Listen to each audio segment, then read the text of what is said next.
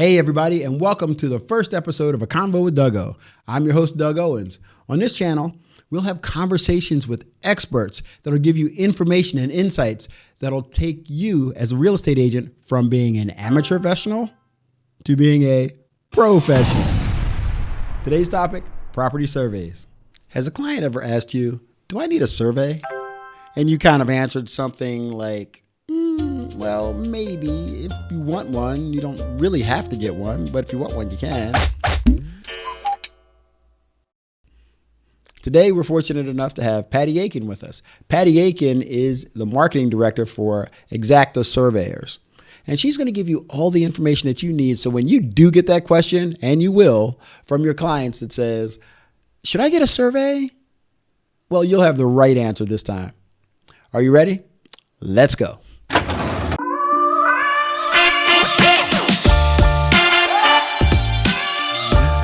Everybody, welcome to another Convo with Doug. Today, Patty is going to talk to us about surveys. This is one of those things that real estate agents always get the question, do you want to get a survey? Do you not want to get a survey? What's included in the survey? We're going to go through all of that stuff today. And it's more involved than anybody ever thinks, and it affects your title insurance also. And we'll get more into that. Okay. And I also teach classes for real estate agents and title producers. Well, that's why we're glad to have you on the show, so you can teach my audience a little bit of something. So do you want to dive in? Absolutely. Here we go. All right, let's do this. So folks, why don't you give us some basics? Just tell us a little bit about what's involved with a survey. So, surveys, there's a couple different kinds of surveys. I'll get a little bit more into that. But surveys generally, you want to know your property lines. What are we missing? Are there easements on the property? Are there encroachments? Okay, wait a minute. You just hit two terms on us. Can you tell us a little bit of what are those two words? What do they mean? Well, encroachments is an illegal use of the property. Somebody encroaches on your property. That means they're using part of your property, like somebody putting a shed on your property. And how about an easement? So an easement's a shared use of the land. For instance, if you have a long driveway and you share with neighbors, that driveway is considered an easement because everybody shares the driveway. So that shared easement is something of concern because it almost feels like you have to drive through somebody else's property at times to get to yours because yours might be behind theirs or something like this, or vice versa. And I do share a driveway with 3 other houses. Okay. So people always say, well, what's the types of surveys that you do? So a house location drawing is also called a plat. And actually, it's not technically a survey. It's a drawing. And usually house location drawings have a margin of error or plus or minus 1 foot. Boundary surveys are actual surveys marking exact property lines with stakes or flags. And then we also do commercial properties, which we call altas. And we're going to draw in lamppost, any kind of underground utilities for them, parking spaces and details like that. So therefore, if you're just going and maybe there's on the public record, you pull up a plat, that's just a location drawing. So just be careful when you get those. Know that it could be off as much as a foot. Correct. So people often ask what is drawn on there and what's not. So, we're going to draw all the improvements. If you have a patio, you have a fence, you have a shed, we're going to draw all that in. You have a pool, we'll draw that in. Although if the shed is plastic, you can knock it over. We're not going to draw it in because we don't really consider that real property. Okay, so you're only drawing the actual things that are fixtures, that are just permanent fixtures on the property. Anything that's temporary or can easily be removed, that's not going to be on the survey. Correct. And Some people asked, I had somebody that was doing geothermal and they wanted us to mark the septic and the well. We will only do that if they're marked before we get there. We're not going to go look for where the septic is, where the well is. If it's marked before we get to the location, we will draw it in for you. So that's actually very good. So, but anyway, if you do a geothermal, which I actually happen to have a geothermal in my house, so we actually had to have that done. But the geothermal company went to the public records and found out exactly where my well and septic and all that stuff were before they can actually drill those wells. So that's actually very important. Okay, I put this form on there because I have some real estate agents use this in their contract. Actually, what is a location drawing? What is a boundary survey? Do I really need it? They put it in their contract. They send it to the title company. The title company already knows if they want a location drawing or a boundary survey. it helps educate your buyer. Okay. This is an awesome form. And could we have this provided to our audience so they can get something they can put into their contracts as well? Absolutely. Okay. Yeah, this is a little bit wordy slide here, so don't worry about it. We're going to put a link down below where you can go ahead and grab a copy of this so you can see it, so you can ask those pertinent questions of your client. They can make those decisions and make it crystal clear and easy for your buyer as they're talking to their title company. Before we get to the field or the property address, we upload all this information for our crew. So we're going to pull up the SStat, the real property search, where we're looking at, where the deed is, what the short legal description, where the plat is, and what how big the property is. We pull up all this information.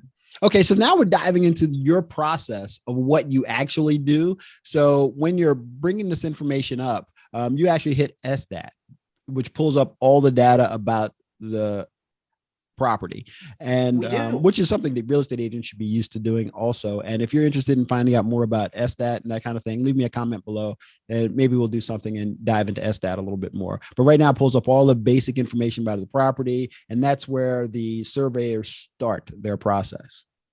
The legal description from the deed is our most important piece of information. So we want to make sure that all our findings match what we see from the deed. Yes, and if they don't, sometimes they don't. And so we have to redo the legal description. People make mistakes. People turn numbers. It could be 1.5 acres. They put 5.1 acres. So those things that we're looking carefully at to make sure they match our findings. Absolutely. I love it. It's like a second set of eyes looking at making sure that you're in what you're buying is what you're buying. So we also bring up the original plat, the aerial. So we're pulling up all this information, uploading it into our system. So here you can see the improvements. This person here has a pool. This person here this is a little driveway, and this is a little patio. We're going to draw all that. If we were drawing this next door neighbor, we would also draw the pool and the concrete around the pool. So meets and bounds legal descriptions are a little bit different than lot and block. And the easiest way to explain this is people started to say, hey, I want this land. They would say, from that oak tree to that stone is part of the property line. So meets and bounds descriptions are a little bit vague. What if the tree gets knocked down? So those are older descriptions. They take longer to do because we can't always find that maple tree that was once noted as the property line. So meets and bounds descriptions take a little bit longer, are a little bit more expensive. Right. So actually now in the public record, you actually might see some of these meets and bounds descriptions. You might. Okay. We have a guy go to every property, every location, every boundary. We go to the actual property. We're not just looking at public record. We're not looking at the aerials. We're going to the property. Okay, so boundary surveys. What is a boundary survey? We're marking exact property line. We do quote by quote basis on boundary surveys because we look at the complexity of the job. If there are a lot of trees, is there a lot of improvements? They take a lot of time. Typical boundary surveys take 3 or 4 hours to do. And sometimes we need a second trip to go back and stake. Okay. So with these boundary surveys, at least at the time of this recording, they started $1,000. So you never know, somebody could look at this video 8 years, 10 years from now. But that's where we are here in 2021. And so when you're marking these boundaries with these flags, so if someone has a property now, as you're walking the property, that's an idea of the flags that you can look for when you're out walking the property with them. So see if there are already markings out there that might give your client an idea of where the property lines actually are. In my house, we have some backwoods, and I have blue paint that marked by trees. Talk about meets and bounds. That's so funny. Yeah, mine goes back into the woods a little bit too, and there's nothing back there. I've gone all over the place, but I did not look for a mark on a tree. So maybe I'll do that. So what we look for is the monuments that are buried, hopefully in the ground, and ideally 4 corners are marked with 12-inch rebar. And we have found that most properties do not. So we have to do a little bit more detailed work. Sometimes we have to pull up adjacent properties and look to see where the setbacks are. And then we'll put our own rebar in there. Okay, perfect. So this is a location drawing, and we brought this up a little bit so you can see the green, the wooden Okay. deck here. We did in stripes here. And then this part right here, you see any kind of red on your survey, that means something is over the property line. So you can see here, if you see points of interest on your house location drawing, that is a red flag. So Okay. these are the encroachments. We're going to put it in red. There is a screened enclosure over 10 feet, a shed over, and this shed is on the adjacent lot. By the way, this brings a total big smile to my face. I love the term points of interest because that is much more than a point of interest. That is a major problem if a house is encroached on your property. Certainly, it's a red flag that you got to pay attention to. So if you see a point of interest, it best be a point of interest to you as an agent and your client so you can get in there and find out what the heck is going on and get that resolved before closing. It's like the polite way of saying danger, danger, right? Something's wrong. I love it. The survey folks are very polite.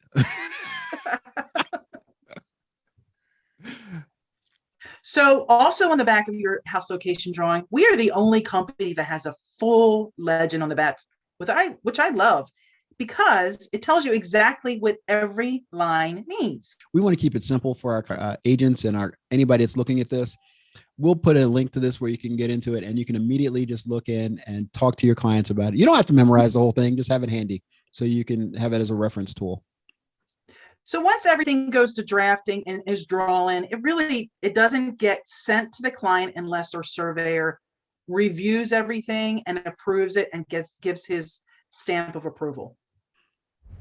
So I always ask people, would you ever buy a house without a home inspection? You want to know what you're getting. Is the roof leaking? Is there a mold? Of course not. Most people get home inspections because they want to know the house that they're buying. Right. So don't you want to know what the land you're buying too? This is a huge investment. You know, that's interesting that you say that because everybody gets home inspections.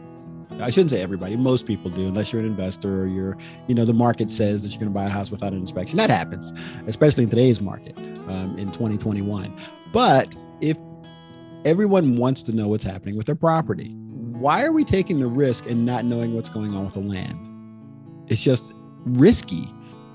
A survey actually might be something that a seller would want to do. So they will know exactly where the markers are and it'll just make it crystal clear to any buyer that comes in. So that'll be in the seller's favor.